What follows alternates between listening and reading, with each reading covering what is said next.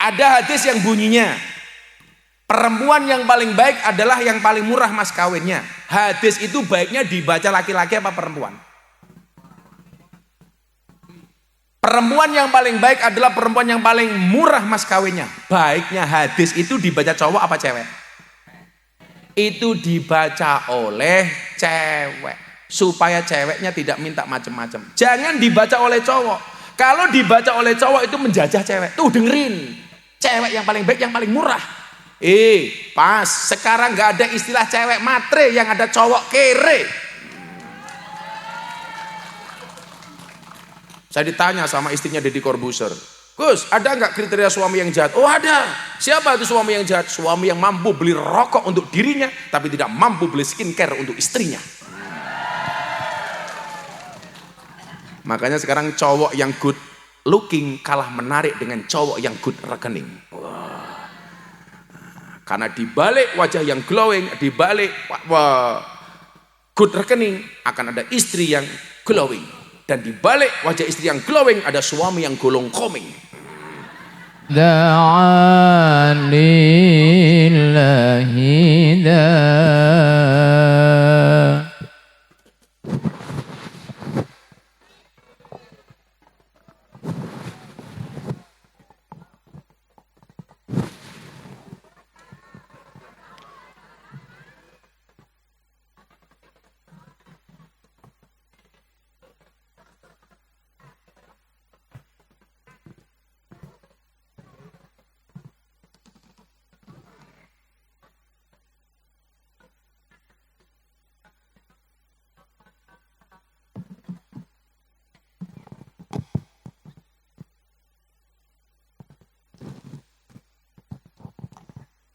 Assalamualaikum warahmatullahi wabarakatuh.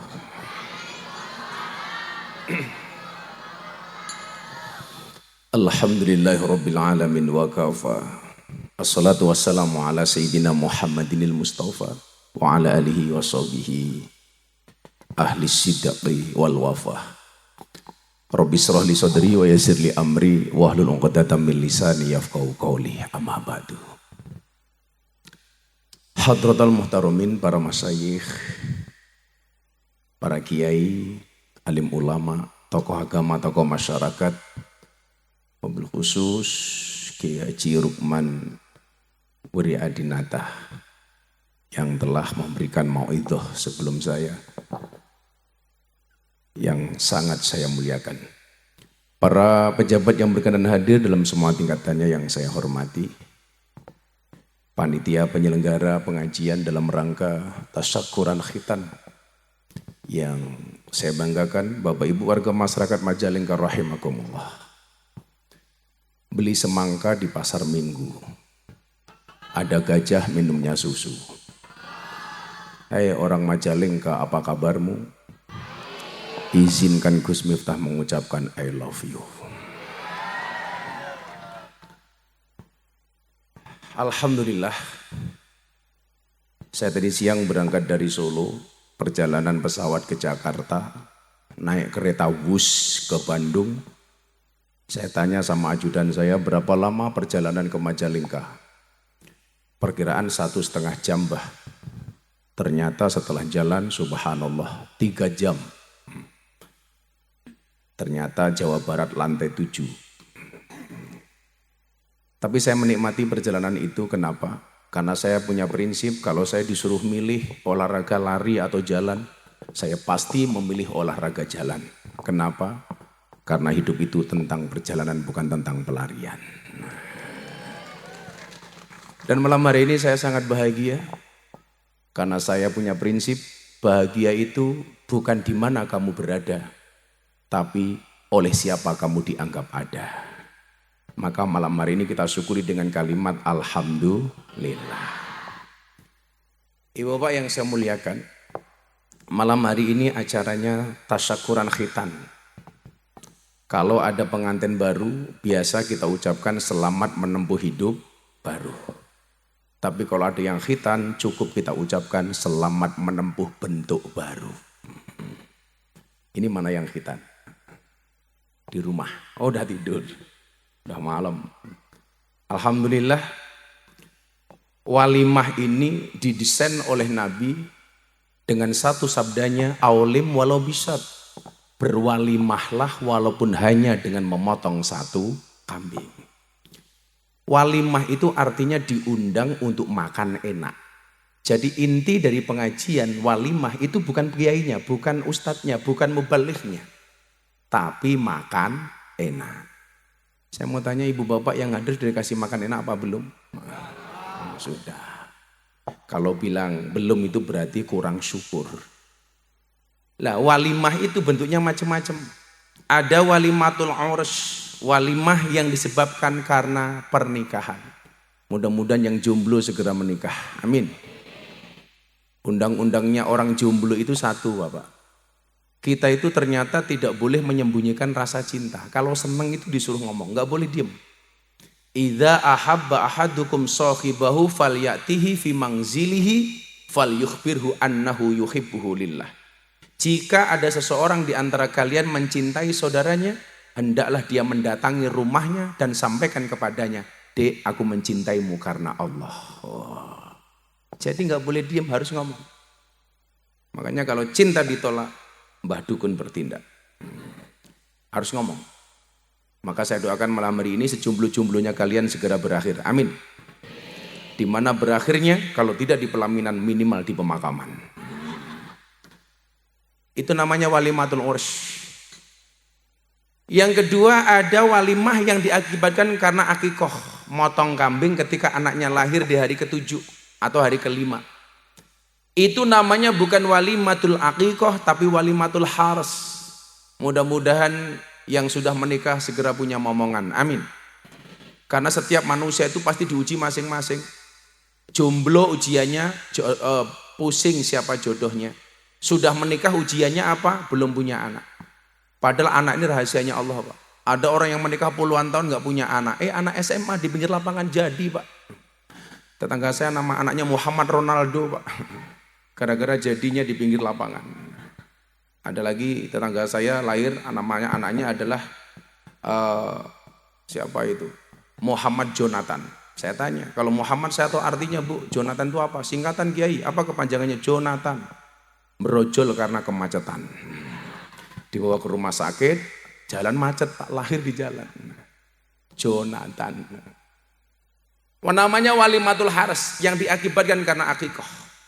Ada juga walimah yang diakibatkan karena khitan atau sunat. Kalau orang Jawa namanya tetaan. Kalau bahasa Arabnya khitan. Kalau bahasa Indonesianya sunat. Itu namanya bukan walimatul khitan Bapak Ibu, tapi walimatul i'dzar. Apa Bu? Walimatul i'dzar. Nah, kalau sunat saya dulu sunatnya di Lampung, maka bentuknya kayak belalai gajah. Kalau ada adik yang belum sunat, pengen bentuknya bagus, silakan sunat di Kabupaten Jepara. Pasti bentuknya ukir-ukiran. Di Jepara, Pak, ukiran. Kalau di Majalengka kayak apa ya? Kayak apa? Kayak kecap. Kelemahan saya itu satu, nggak bisa ngomong Sunda. Abdi untuk nyaho bahasa Sunda. Bisanya cuma satu. Abi kabogoh kaanjen. Itu aja.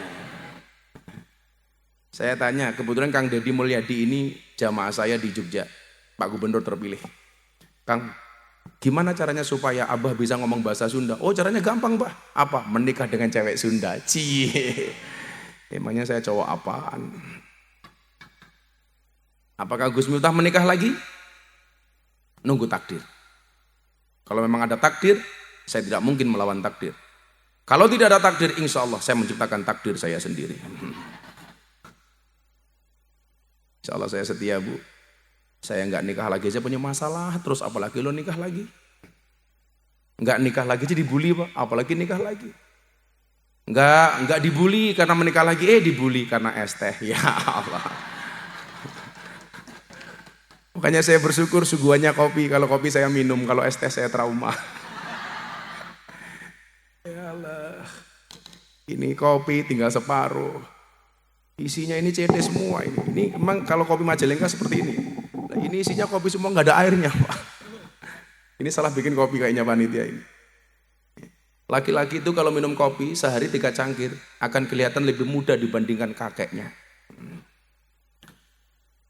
Pak Manida, ini nggak bisa diminum, ini isinya kopi semua, nggak ada airnya. Airnya cuma sedikit.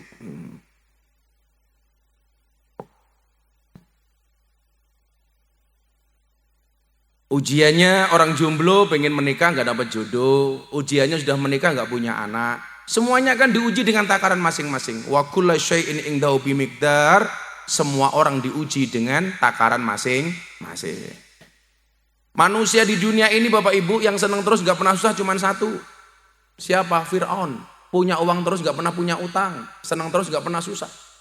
Itu artinya kalau orang Majalengka kadang-kadang senang, kadang-kadang susah lumrah, kan Anda manusia biasa.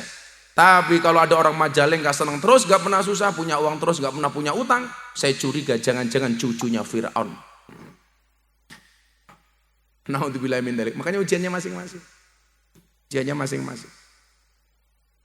Saya kemarin itu sebenarnya gak pernah susah dibully sama orang. Saya itu menangis karena satu hal, Pak. Bapak ibu saya di Lampung tiap hari nangis telepon saya. Nah, abahmu susah, menangis. Kenapa, Pak? Tiap lihat TV, mau Metro TV, Kompas TV, TV One, RCTI, semuanya wajahmu. Semuanya membuli di gampang Pak, matiin saja TV-nya. Sudah, TV udah tak matiin nak. Terus tetangga datang cerita nak. Masa saya jawab, matiin aja tetangganya kan gak. Ya sudah jangan didengerin, biasa-biasa saja. Walimatul idar, walimah karena dikhitan. Nah, yang belum khitan segera khitan. Inilah menangnya cewek dibandingkan cowok. Cewek itu kalau melahirkan, ibunya meninggal, syahid surga tanpa hisab. Saya ulangi, perempuan kalau dia hamil melahirkan, ibunya meninggal dunia, syahid masuk surga tanpa hisab. Cowok meninggal karena sunat, malpraktek. Hebatnya perempuan. Perempuan kalau sampai dia melahirkan, meninggal, langsung surga. Cowok kalau sampai dia meninggal gara-gara salah khitan, malpraktek. Kasihan nama jadi cowok. Makanya Bu, lebih enak jadi cewek apa jadi cowok? Lebih enak jadi cewek apa jadi cowok?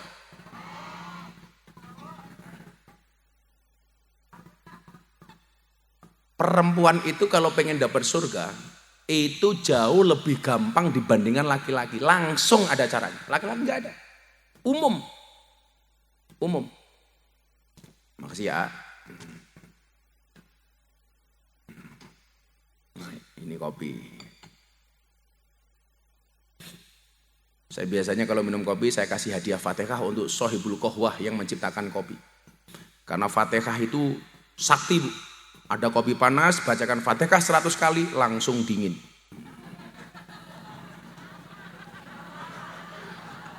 Kelamaan ya Bu. Langsung dingin dia. Kalau saya minumnya kopi itu pahit Pak.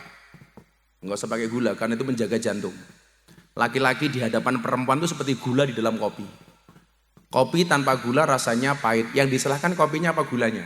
Gulanya. Masa bikin kopi tanpa gula? Kalau bikin kopi kemanisan, yang salah kopinya apa gulanya? Tetap gulanya. Bikin kopi kok kebanyakan gula. Itulah cowok di mata cewek, ada rasanya namun tidak pernah diperhatikan keberadaannya.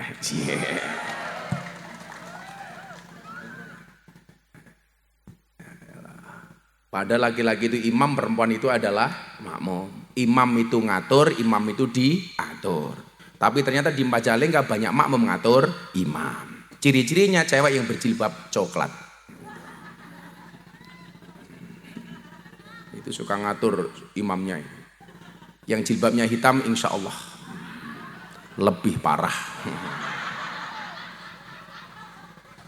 Yang paling depan ternyata. Walimatul i'dar. Walimatul i'dar, khitanan. Kemudian ada lagi walimah yang disebabkan karena bangun rumah. Namanya kayak rumah depan baru jadi. Pindahan ke rumah, syukuran. Itu namanya walimatul wakiroh.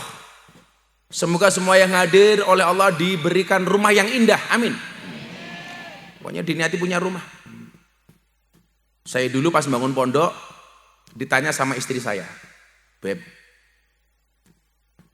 Saya jawab, apa saya? Saya itu bukan sayang sih, syaitonir rajim. Abah mau bangun rumah dulu apa masjid dulu? Kalau Anda ke pondok saya yang kemarin datangi sama Pak Prabowo, Pak Jokowi itu, ada masjidnya, depannya ada rumahnya.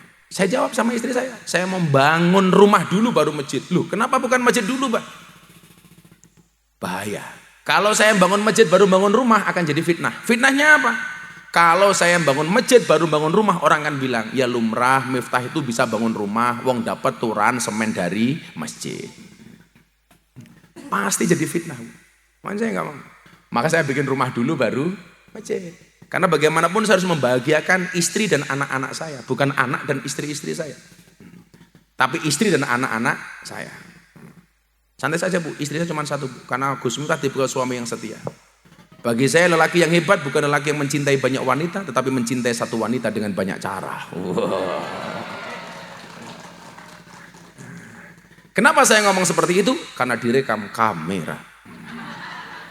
Ketahuan istri mate. Kiai itu Pak di panggung mau segagah apapun, pulang ke rumah dibentak sama istri Pak, goblok mendadak. Itu the power of mak-mak. Makanya tadi Pak Kiai menyampaikan karakter perempuan itu ini ya. Menurut Sayyidina Ali beda lagi. Menurut Sayyidina Ali perempuan itu karakternya apa? Ya tadhallamna wa hunna adzaliman. Perempuan itu punya karakter satu apa? Sebenarnya dia mendolimi tapi seolah-olah terzolimi.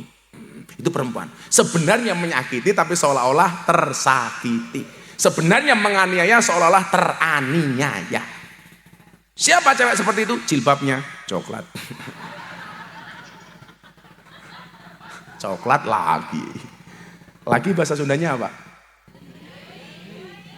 Dei. Kalau coklat? Ya, coklat dei.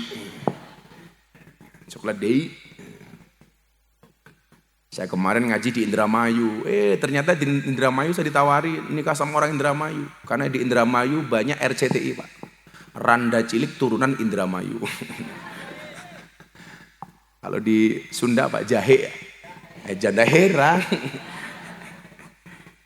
Kalau di Jogja itu janda kelasnya macam-macam Bu. Ada jablay, janda lebay. Ada jalak, janda galak. Sekarang yang paling banyak rojali, rombongan janda liar. Wow. Makanya ibu-ibu itu walaupun sudah punya pasangan tetap dandan. Tetaplah make up dan dandan walaupun kamu sudah punya pasangan. Ingat di luar sana pelakor lebih menakutkan daripada hantu kuburan. Cowok itu kalau di luar lihat cewek cantik dia akan teriak, wow. Pulang lihat istrinya, weh.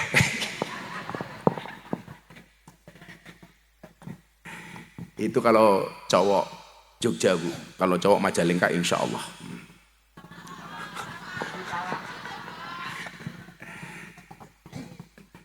Ya tadallamna wa hunna adzaliman. Kemudian saya doakan ya semuanya punya rumah, amin. Santai saja, rezeki itu nggak akan tertukar. Semua orang punya rezeki masing-masing. Saya kemarin ketika dapat cobaan seperti itu, saya bilang sama istri saya, udah kita istirahat. Toh bisa ngurusi santri di pondok. Saya malah nggak ngira Pak. Yang ngundang ngaji saya itu malah jauh-jauh. Ini saya dapat undangan dari Aceh Selatan, dari Gorontalo, dari Papua. Saya tadinya mau istirahat Pak, saya udah pamit sama Pak Prabowo, Pak saya tak istirahat saja, saya capek. Kemudian beliau menyampaikan sama saya, udah Gus Miftah tetap ngaji, semua orang diuji masing-masing. Saya dulu diuji kata beliau, dituduh melanggar HAM bertahun-tahun tanpa pengadilan. Dan ternyata gak terbukti. Saya bilang kalau saya salah saya minta maaf. Dan alhamdulillah sekarang bakul es tehnya kaya, dapat donasi 3 miliar. Rumah 1, mobil 1, motor 4, saya umrohkan 5 orang, anaknya dapat beasiswa. Santri saya bilang, kalau tahu digoblokkan abah kaya, saya dikencingin juga nggak apa-apa bah katanya. Kurang ajar loh, saya bilang.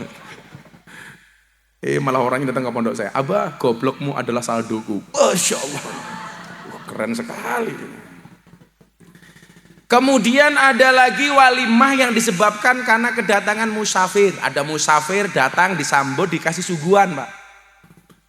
Katakanlah saya dianggap musafir, saya dikasih suguhan kopi degan, kelapa muda. Ini namanya walimatun naqim. Apa Bu? Walimatun naqim. Ada lagi walimah yang disebabkan karena musibah.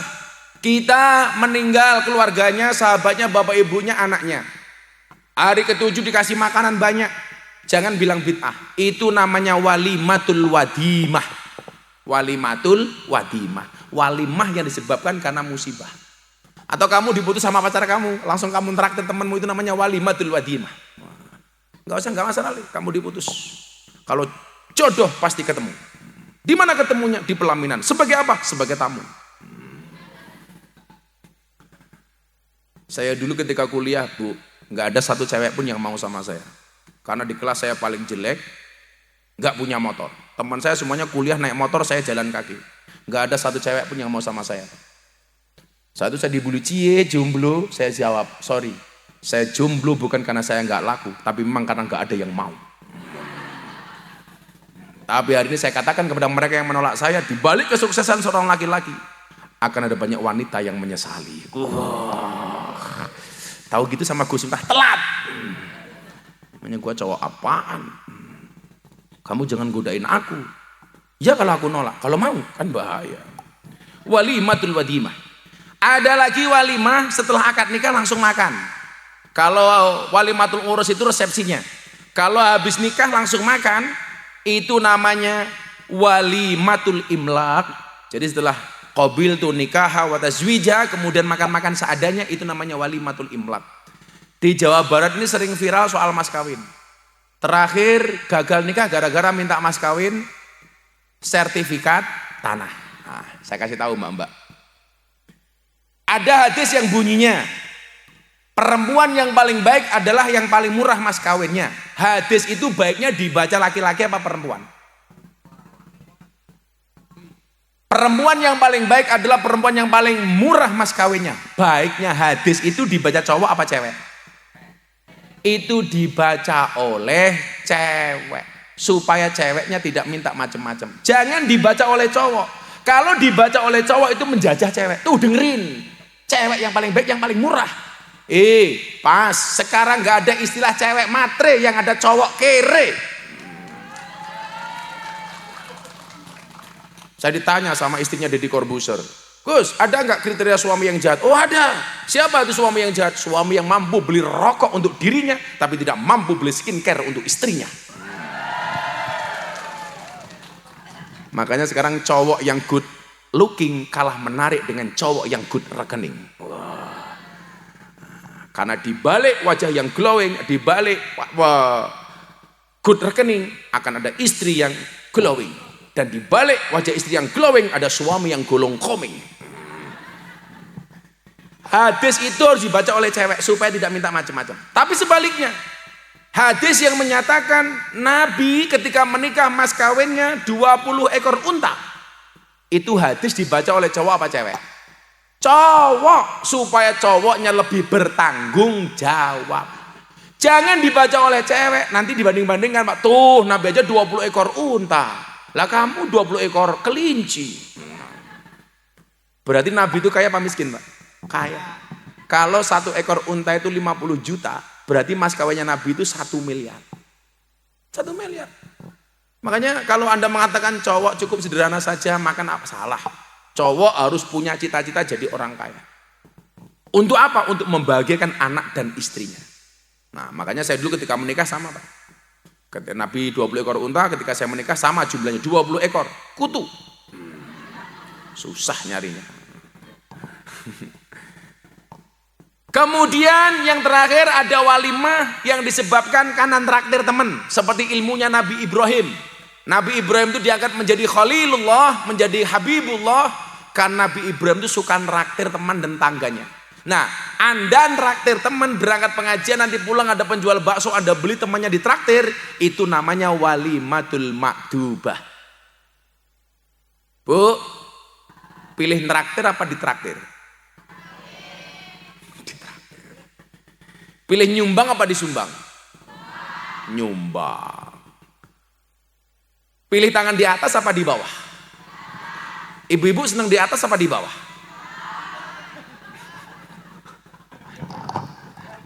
Di atas. Apa Kiai? Di atas mah? Oh tumpah. Itu Sundanya pahe. Ah, oke. Jadi besok saya pulang ketemu istri saya, Bunda di atas pahe.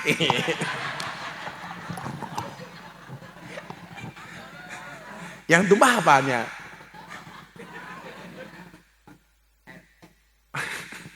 Pahenya pahe. Pahe. Oh, bahe. Bukan BH. Lah, bagaimana kalau kita menyikapi ada undangan walimah? Idza da'a ahadukum ilal walimah falyatiha.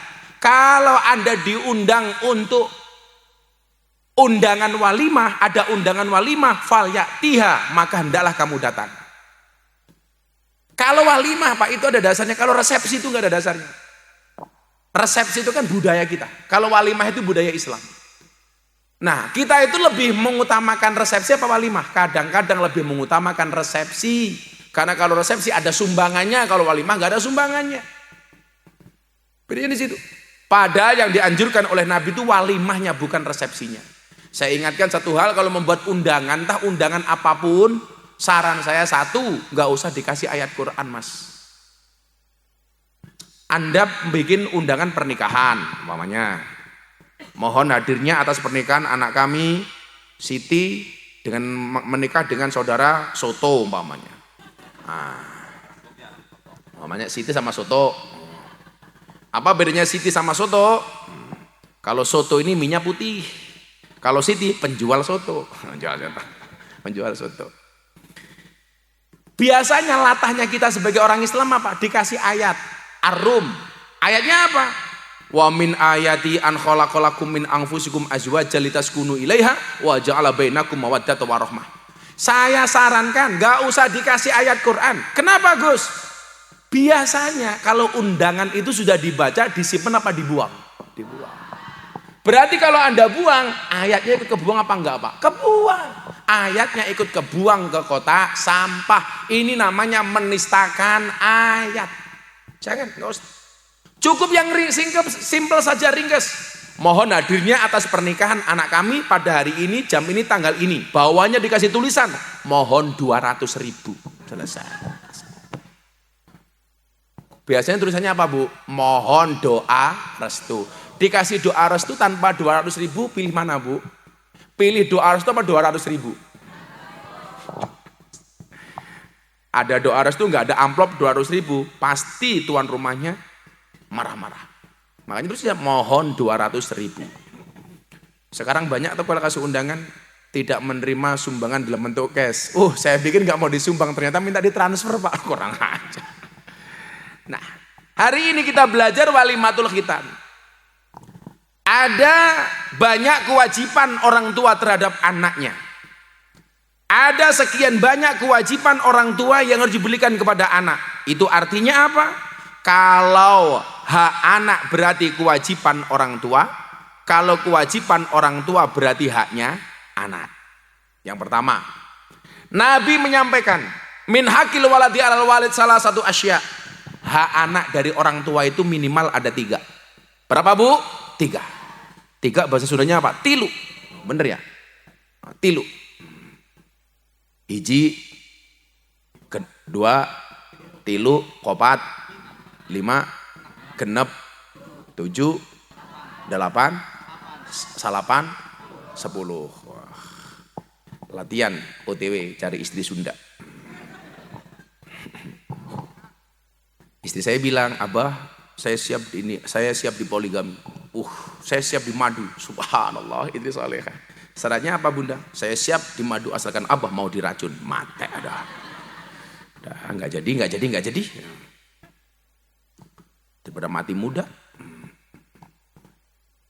Apa saja haknya anak dari orang tua? 1, ayyuhassina ismahu idawulida. Anak berhak mendapatkan nama terbaik dari orang tuanya. Nama itu kalau baik, Bu, anak bangga. Yang kita khitankan hari ini namanya siapa, Pak? Yang dihitani namanya siapa hari ini? Muhammad Viral. Piras. Muhammad Piras Ar-Ridwan. Oh, Muhammad Satria sama Muhammad Piras. 2 ya. Jadi kemarin tuh ada beberapa nama terunik Pak di Indonesia itu. Salah satunya adalah yang lahir di masa Covid. Siti Covid Susilawati. Siti Covid. Nama itu mengandung doa. Di mana hebatnya nama yang baik? Innakum tad'una yaumal qiyamati bi asma'ikum wa bi asma'i aba'akum. Kamu besok di hari kiamat akan dipanggil berdasarkan namamu dan nama bapakmu. Contoh, bapaknya Satria namanya siapa? Pak Muhammad Ridwan. Jadi kalau Pak Muhammad Ridwan punya anak namanya Satria, besok dipanggil begini di surga. Masuk surga selanjutnya Muhammad Satria bin Muhammad Ridwan. Oh, itu kerennya punya nama bagus. Kalau nama anak itu bagus, pede. Kalau nggak bagus, anak biasanya kurang pede. Sekarang rata-rata anak itu singkatan. Saya pernah walimah di Gunung Kidul, Yogyakarta. Anaknya dikasih nama Agnes. Saya bilang, Bu, kenapa anaknya dikasih nama Agnes? Ini ada sejarahnya Kiai. Apa sejarahnya? Saya dulu tidak punya pengen anak lagi. Saya pasang spiral supaya saya tidak hamil. Sudah pasang spiral tetap hamil. Lah apa hubungannya Agnes dengan spiral, Bu? Agnes itu singkatan, dia ada kepanjangannya. Apa kepanjangannya? Agnes anak gunung nerjang spiral. Karena sudah ada spiralnya tetap hamil. Ya, doalah Bu. Katakanlah begini, di Eropa itu ada cewek namanya Martina Hingis. Ibunya ditanya, Bu, kenapa dikasih nama Martina Hingis? Saya itu mengidolakan juara dunia tenis perempuan Martina Navratilova. Saya pengen anak saya menjadi juara dunia tenis. Subhanallah, umur 18 tahun. Martina Hingis menjadi juara dunia tenis. Kalau nama anak saya itu ada sejarahnya. Anak saya kedua namanya Meka. Anak saya umur 10 tahun, yang pertama belum punya adik Pak. Saya umroh sama istri. Di depan Ka'bah saya berdoa, ya Allah ya Rob, anak saya baru 1, please pulang, istri saya hamil ya Allah. Ketemu sama polisi Arab ditanya, Mas Muk, namamu siapa? Miftah Maulana Habibur Rahman. Min aina ji'ta? Min Indonesia. Tanya saya, kam zaujalak? Istrimu berapa? Illa wahid faqat. Istri saya hanya 1. Anakmu berapa? Saya jawab, anak saya cuma 1. Waktu itu berat badan saya masih 108 kilo Pak. Saya dulu gemuk Pak, 108 kilo.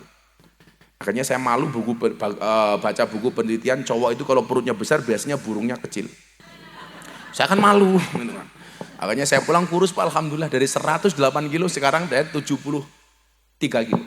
Karena saya alhamdulillah Pak, terakhir saya puasa Daud sudah tahun ke-9. Ini tadi saya pas puasa. Puasa Daud itu sehari puasa, sehari enggak. Besok saya enggak puasa, besoknya puasa, besoknya enggak puasa, besoknya puasa. Sehari puasa, sehari enggak. Bulan Ramadan saya juga Daud. Enak amat gitu. Akhirnya saya malu dihina sama polisi Arab. Saya doakan semuanya mudah-mudahan segera dipanggil oleh Allah. Dipanggil Allah, amin. Saya belum selesai. Dipanggil oleh Allah untuk ziarah Makkah Madinah.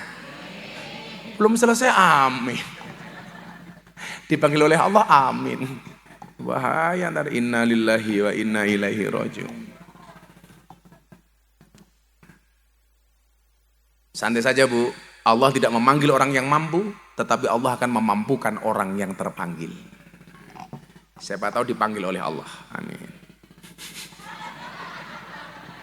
Semangat amat Bu. Akhirnya saya ke kamar Pak, ketemu istri saya. Satu kan kalau sama istri romantis.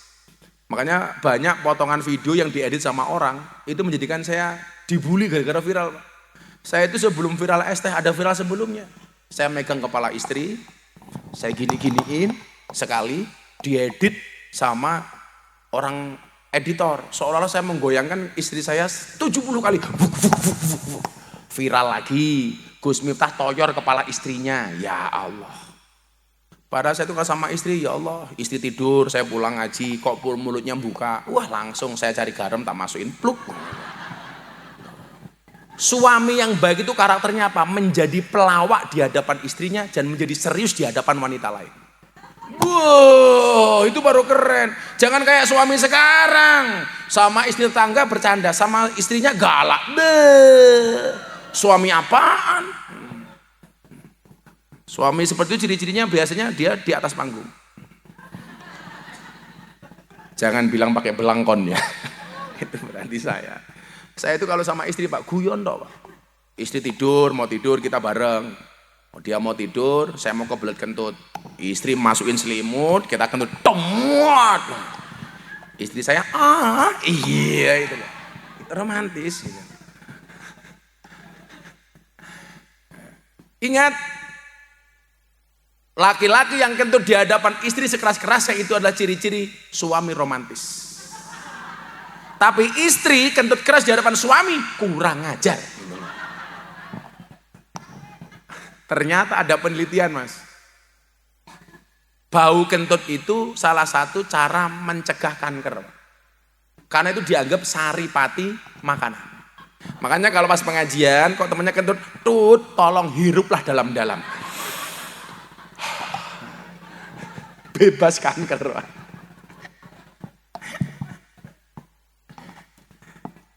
Saya itu kalau sama istri ngentut apa? Saya masuk kamar malam Jumat, istri saya baru dandan, saya selawatan di depan kamar. Ya Rasulullah, tak tunggu. Kalau istri saya jawab dan responnya mesra berarti siap. Kalau responnya enggak mesra berarti dia enggak mau. Ya Rasulullah, kok istri saya jawab Pak? Ya Habiballah, sikat gitu. Gitu caranya. Tapi kalau jawabannya enggak asik langsung mundur alon-alon. Ya Rasulullah, ya Habiballah. Selesai udah. Jangan dilanjutkan. Bahaya, cari yang lain. Cari yang lain. Saya itu guyon gini sama istri saya hampir tiap hari Bu. Kalau makan, itu udah sunahnya laki-laki sama perempuan Pak. Idza ahabba ahadukum falayam sahyadahu hatta yal ikoha au yul ikoha. Ketika salah satu di antara kalian makan, janganlah mencuci tangannya sampai kamu menjilatinya atau menjilatkannya. Jadi sunnah, habis makan itu suami menjilati tangan istrinya, istri menjilati tangan suaminya. Itu sunnah. Makanya ibu-ibu Majalengka, bapak-bapak, kalau selesai makan, istrinya dipanggil, Bu, sini. Nyah, gitu kan.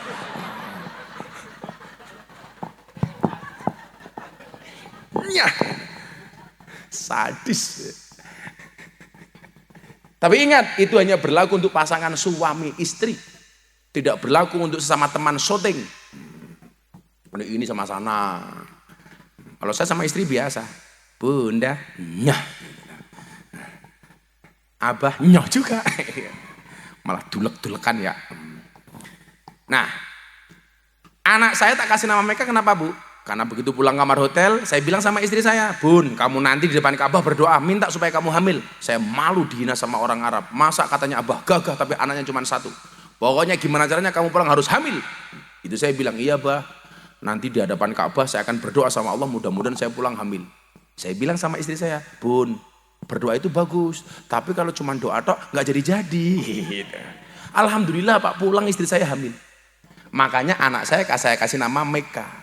Nama kompleknya Mufti Nabil Ulayya Mekah Maulana Habibur Rahman. Kenapa Bu? Kepanjangan. Anak-anak saya sendiri. Yang bikin saya sendiri. Kok Ibu protes? Kalau orang Jawa itu kasih nama anaknya kadang-kadang semaunya. Namanya siapa? Sumi. Apa itu susah mingkem? Ya kasihan anaknya lah. Kalau namanya keren kan Muhammad Satria. Ngomongnya. Gubernur, Bupati Majalengka, Muhammad Satria. Pantas. Kalau nama Sunda namanya, siapa namanya? Muhammad Cepot. Wah. Pokoknya kasih nama yang bagus. Konsultasikan dengan yang tahu bahasa Arab. Karena tidak semua bahasa Arab bisa dijadikan nama yang bagus untuk anak. Jangan sampai salah. Pak Kiai, anak saya namanya Arab. Siapa? Muhammad Jahannam. Waduh Pak, Muhammad neraka Pak. Muhammad Jahannam. Jangan dong. Teman saya itu kuliah nggak berani angkat tangan gara-gara namanya jelek. Siti Khoinah. Anda tahu Siti Khoinah itu artinya apa? Siti pengkhianat. Jadi ketika di absen Siti Khoinah, dia nggak berani begini mas. Malu namanya Siti Khoinah, Siti pengkhianat. Tapi kalau namanya keren kan. Siapa namanya? Muhammad Ridwan, penjaga surga. Macam gitu. Muhammad Malik, penjaga neraka. Siapa namanya? Miftah, penista bakul es. Ya Allah. Ya semuanya ada hikmahnya ibu ya. Kedua, apa kewajiban orang tua kepada anaknya? Wa yu'allimahul kitaba idza aqala. Anak wajib diajarkan Al-Qur'an. Kayak Satria ini. Pak Ridwan punya kewajiban sebelum anaknya bisa baca tulis huruf alfabet, anaknya harus ngerti dulu huruf hijaiyah. Jangan dibalik. Besok yang dihisap Qur'annya, Pak. Nah, dulu anak saya umur 5 tahun sama istri saya dibawa ke TK. Mau kemana? Ke TK dulu, Pak. Ngapain? Sekolah. Nanti takut ketinggalan. Saya bilang sama istri saya, udah diajari dulu Al-Quran baru TK. Saya nggak malu kalau anak saya telat membaca tulis huruf alfabet, tapi saya malu kalau anak saya nggak bisa baca Al-Quran. Beneran, anak saya di pondok akhirnya maunya ngaji, nggak mau sekolah, repot. Kelas 3 naik kelas 4, pelajaran matematika, soal 10 salah semua. Gurunya nggak berani marah. Lah anaknya kiai. Akhirnya gurunya saya telepon, Pak silakan datang ke pondok, saya pengen tahu kenapa anak saya salah semua jawabannya. Anak saya ditanya, Mas, kenapa kemarin ujian matematika soal 10 salah semua, nggak ada satupun yang benar? Anak saya jawab, iya Pak, karena kebenaran itu hanya milik Allah. Betul nak, betul aku. Saya itu matematika belas nggak bisa Mbak, tapi pintar nyari duit. Daripada pintar matematika tapi nggak bisa cari duit. Kalau perempuan itu kalkulatornya isinya cuma 2, tambah-tambahan dan pengalian, nggak ada pengurangan apalagi pembagian. Makanya uang suami sudah masuk kepada istri nggak mungkin kembali. Jangankan uang suami, uang anak lebaran nggak kembali. Makanya anak-anak itu kalau dapat duit THR-an, saweran, angpau, lebaran, kok diminta ibunya, tolong jangan dikasih.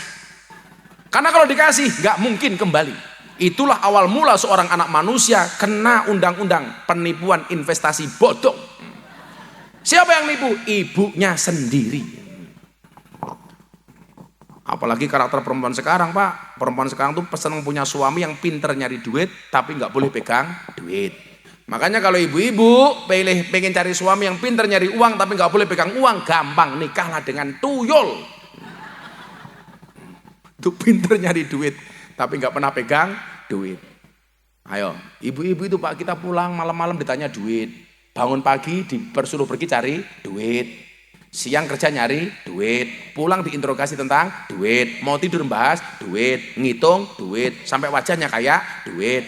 Berarti lebih penting suami apa duit? Duit.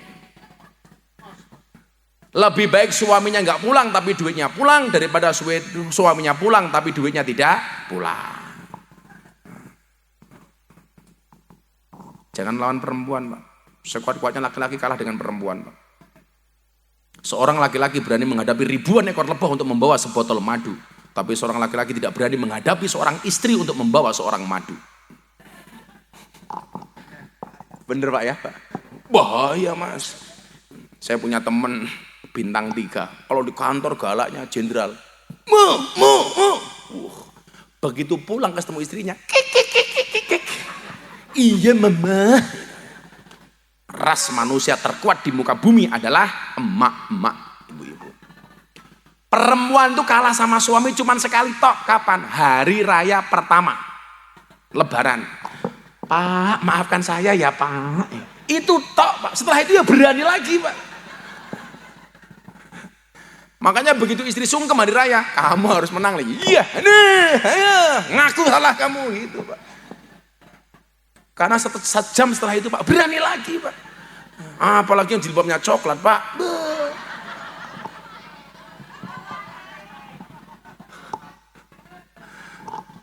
Makanya 10 hari terakhir itu para suami banyak yang nggak pulang ke rumah, diam diri di masjid. Saya pikir etikaf, ternyata nggak stres karena istrinya minta macam-macam. Ibu-ibu harus percaya bahwa suami ibu-ibu adalah orang baik. Suami ketika lebaran tuh punya prinsip, yang penting istrinya bajunya baru, Baju baru untuk istri, jilbab baru untuk istri, mukena baru untuk istri, emas baru untuk istri. Bagi laki-laki cukup istri baru.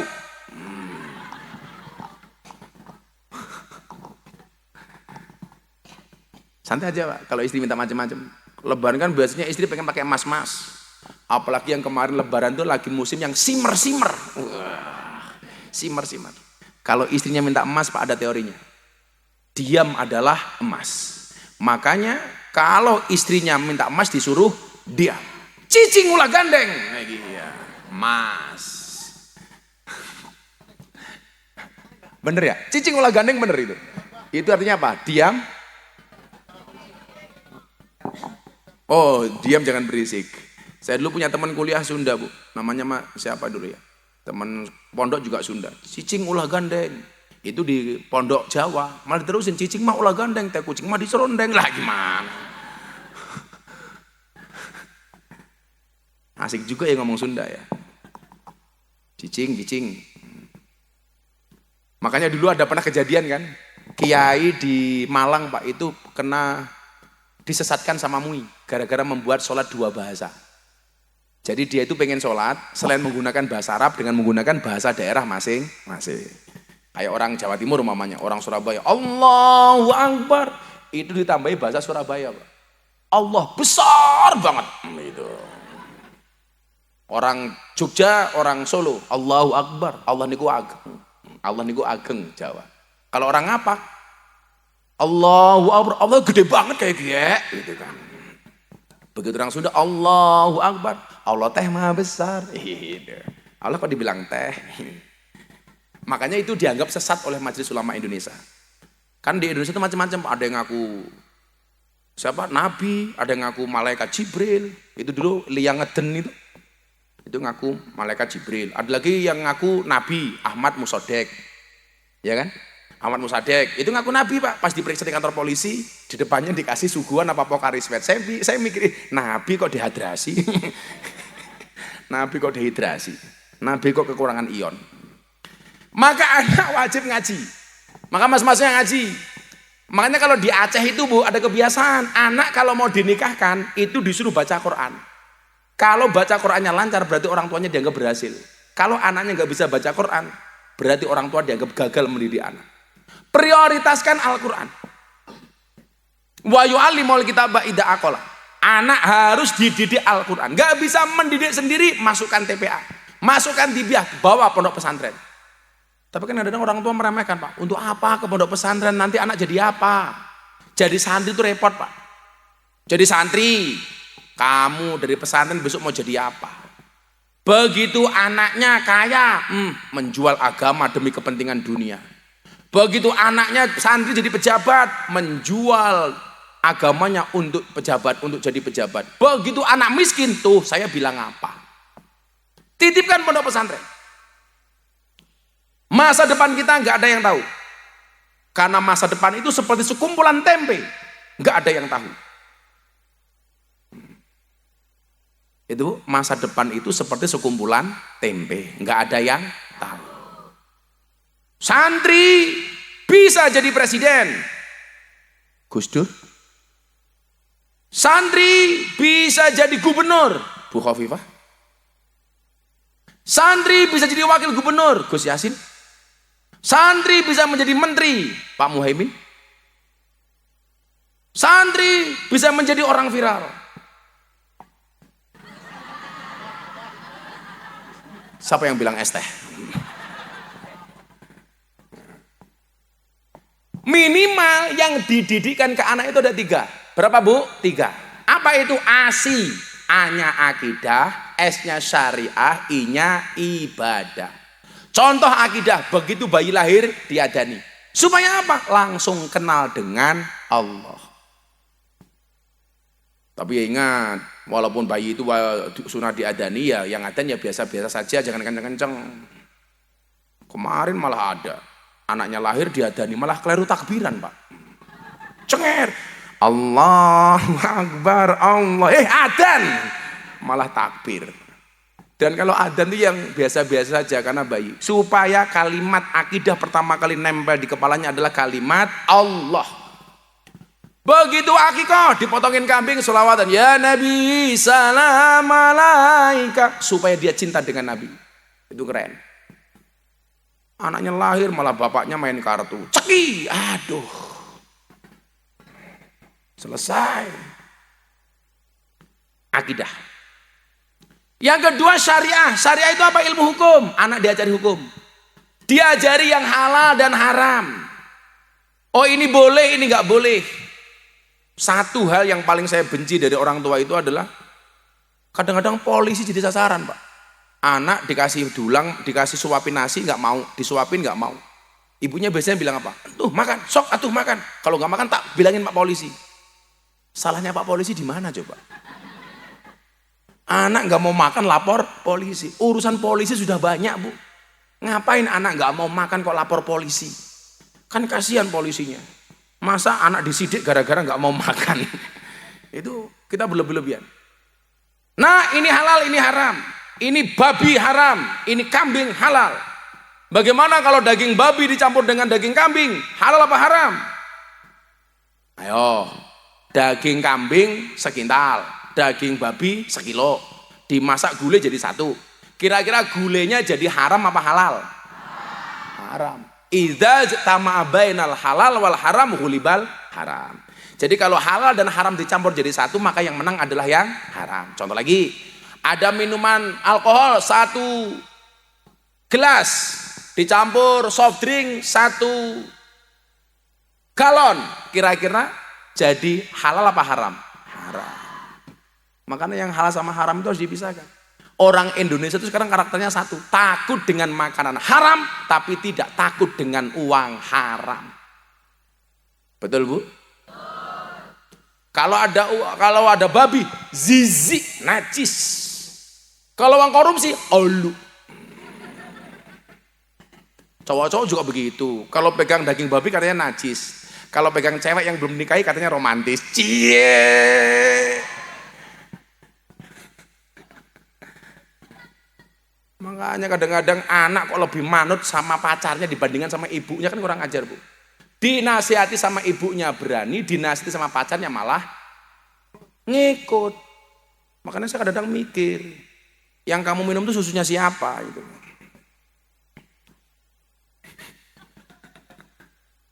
Dinasihati ibunya berontak, dinasihati pacarnya diem. Susu siapa yang kamu minum duluan, Nak? Sapi. Nah, ini salahnya ibu. Ibu itu kalau nyusui anak minimal berapa tahun? 2. Wal walidatu yurdina auladahunna haulaini kamilaini liman arada ayyutim marada. Nyusui anak itu 2 tahun. Sekarang Mas, anak 2 bulan, 3 bulan sudah diganti susu kaleng. Padahal susu kaleng itu susu sapi. Makanya begitu besar dengar adzan subuh, sholatu khairum minan naum. Apa jawaban anak? Embah. Karena anak sapi. Ibu 2 tahun tuh. Alasannya macam-macam, keburu kerja lah. Ternyata alasannya bukan itu, keburu gantian sama bapaknya.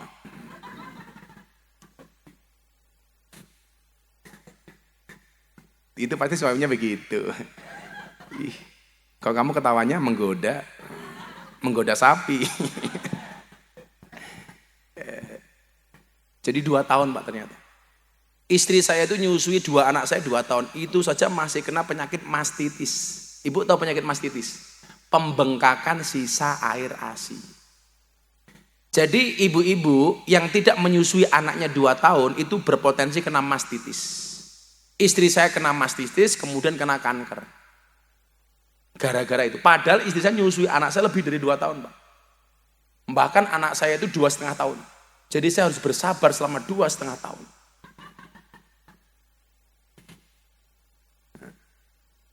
Akhirnya istri saya divonis kanker. Saat itu divonis, tapi saya sempat emosi Pak. Dokternya bilang begini, Gus, istrinya kena kanker. Ini kalau semua pengobatan diambil, mungkin istri Gus Miftah hanya bisa bertahan hidup 2-3 tahun. Siapa yang gak emosi Pak? Saya waktu itu kalau bukan orang terkenal, tak ajarin dokternya. Akhirnya saya obati Bu, saya bawa ke Malaysia. Alhamdulillah ini tahun kelima istri saya dinyatakan bersih total. Makanya kalau para suami punya pengalaman istrinya sakit, tidak cukup kamu obati, tapi tolong jagalah perasaan dan pikirannya. Jangan sampai dia dengar hal-hal yang tidak menyenangkan di luar. Jangan sampai dengar sama istri. Makanya kalau menikah diam-diam, Mbak.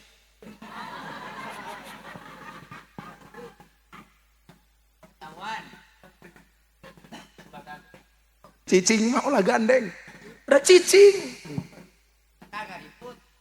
Asal nggak ribut. Nabi itu pernah ditanya sama istrinya Siti Aisyah. Nabi, di antara istrimu siapakah yang paling kamu cintai? Yang tanya siapa? Siti Aisyah. Nabi langsung jawab, yang paling aku cintai adalah istriku Siti Aisyah. Siti Aisyah jawab, bisa nggak engkau menyampaikan kalimat itu di hadapan para istri yang lainnya? Ayo, kalau suaminya yang ditanya Pak Ridwan, pusing kepalanya, Pak. Nabi bilang, saya berani, tapi syaratnya satu. Apa? Kamu tak kasih kurma satu, tapi jangan pernah bilang siapa-siapa, jangan pernah bilang istri yang lainnya bahwa kamu saya kasih kurma satu. Siap Nabi? Siti Aisyah dikasih kurma satu. Akhirnya Nabi mendatangi rumah istri yang lainnya. Setiap istrinya dikasih tahu, nanti habis maghrib kumpul di rumahnya Siti Aisyah. Kamu tak kasih kurma satu, tapi jangan pernah bilang sama yang lain kalau kamu tak kasih kurma satu. Semua istrinya akhirnya dikasih kurma satu-satu, tapi tidak ada yang tahu antara satu dengan yang lainnya. Habis maghrib dikumpulkan di rumah Siti Aisyah. Nabi, siapakah istri yang paling kamu cintai? Nabi menjawab, istri yang paling saya cintai adalah istri yang saya kasih kurma satu. Apakah Nabi bohong? Tidak. Nabi jujur, shodiqul masduq. Caranya begitu, Pak. Makanya Bapak kalau punya istri 4 supaya nggak ketahuan istri pertama gampang, Pak. Katakanlah istri pertama namanya Siti Romlah. Bapak bilang sama istri kedua, ketiga, keempat, mulai saat ini nama kamu saya ganti Siti Romlah. Istri kedua, istri ketiga Siti Romlah. Istri keempat Siti Romlah. Jadi kalau istrinya tanya, Pak, istrimu siapa? Siti Romlah. 1, 2, 3, 4 namanya Siti Romlah. Kalau saya soal teori, Pak, pinternya minta ampun, praktek. Kok pengajian berangkat HP ketinggalan, semaput Pak di jalan, Pak. Baca istri selesai, Pak. Kejang-kejang. Lebih baik ketinggalan ATM daripada ketinggalan HP. Tapi saya dengan istri, Bu, punya manajemen. Saya tidak akan buka HP istri saya, dan istri tidak akan pernah buka HP suaminya. Karena dari dulu saya tahu, salah satu masalah di rumah tangga itu hanya persoalan HP. Apalagi kayak saya di jalan ada cewek seksi minta foto, ada mbak-mbak PSK minta foto, nanti diposting. Kalau istri saya nggak besar hatinya, saya itu kalau ngaji di lokalisasi, Bu, di klub malam, yang dulu viral sholawatan sama mbak-mbak itu, yang atas turun ke bawah, yang bawah naik ke atas. Semuanya minta foto, Pak. Saya lihat atas, lihat susu, bawah paha. Aduh ya Allah, paha susu, paha susu. Astagfirullah, alhamdulillah, pusing. Allahu Akbar, gitu loh. Itulah alasan kenapa saya selalu menggunakan kacamata hitam, supaya kalau mata saya mendelik tidak kelihatan.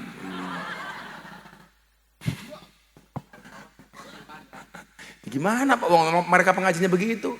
Saya hampir di seluruh daerah ada pengajian mbak-mbak yang nakal-nakal begitu. Ya sudah, yang penting mereka mau ngaji.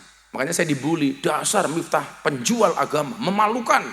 Sholawatan bersama mbak-mbak seksi ahli maksiat, memalukan. Saya jawab, kalau ngaji saya dengan mbak-mbak nakal dianggap memalukan, lebih memalukan mana ketika kita melihat kemaksiatan diam tanpa memberikan solusi apapun kepada mereka.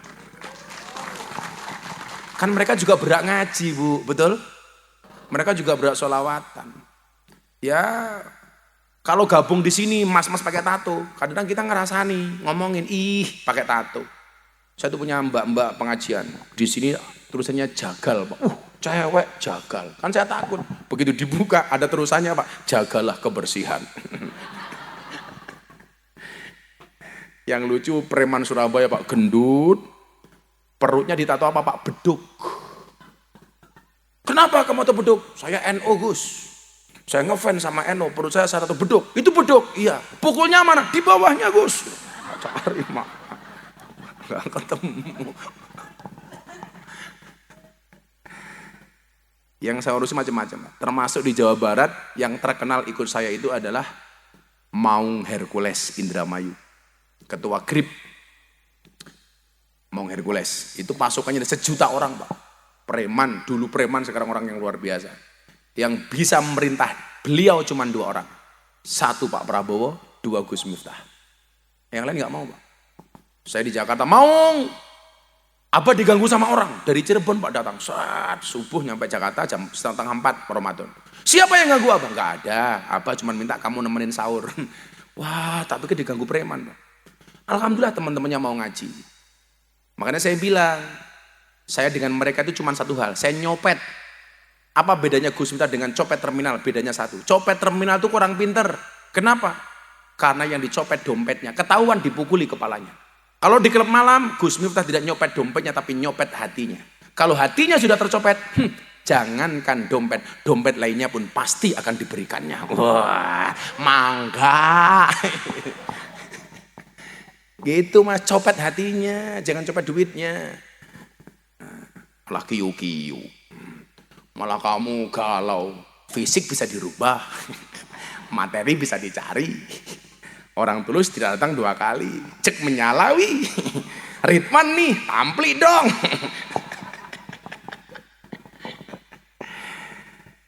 Yang terakhir, apa kewajiban orang tua kepada anaknya?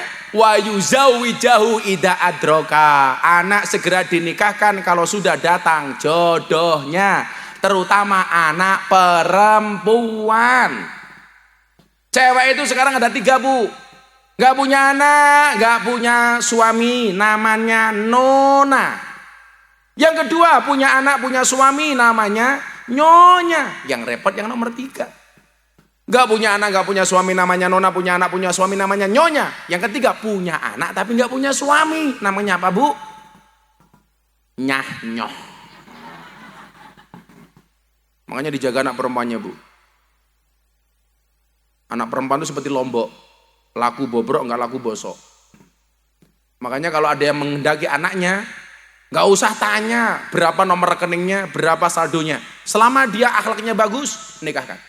Saya dulu menikah nggak punya apa-apa, sama sekali nggak punya apa-apa. 5 cowok melamar istri saya, 1 polisi, 2 anggota DPR, 3 lurah, kepala desa, 4 pegawai negeri, 5 saya pengangguran. Alhamdulillah, yang diterima yang pengangguran. Kalau seandainya saat itu istri saya menolak saya, hari ini dia hanya akan menjadi penonton saya. Makanya Pak, kalau ada anak cowok soleh, terima aja Pak. Soal rezeki Allah yang ngatur. Betul Pak? Beneran. Saya dulu miskin gak punya apa-apa, alhamdulillah ya sekarang bahagialah. Walaupun gak kaya-kaya banget, minimal bisa berbagi. Alhamdulillah. Memberikan nama yang baik, mengajarkan Al-Quran, menikahkan anak. Insya Allah anak kita menjadi anak yang soleh-solehah. Sudah jam 1:30 pengajian selesai. Iya, 1:30 kurang 2 jam. Saya harus kembali ke Bandung karena besok pagi saya harus ke Subang, ke rumahnya Kang Deddy Mulyadi. Alhamdulillah Pak Deddy Mulyadi itu jamaah saya. Saya udah berjanji sama Kang Deddy. Kang Deddy jadi gubernur, insya Allah saya beli rumah di Jawa Barat. Mudah-mudahan bisa banyak ngaji di Jawa Barat. Amin. Allahumma sholli ala sayyidina Muhammad wa ala ali sayyidina Muhammad walhamdulillahirabbil alamin. Allahumma lakal hamdu wa ilaikal mustaka wa antal musta'an wa la haula wa la quwwata illa billahil aliyil azim wa la haula wa la quwwata illa billahil aliyil azim wa la haula wa la quwwata illa billahil aliyil azim walhamdulillahirabbil alamin. Pak Ridwan dan keluarga terima kasih. Assalamualaikum warahmatullahi wabarakatuh.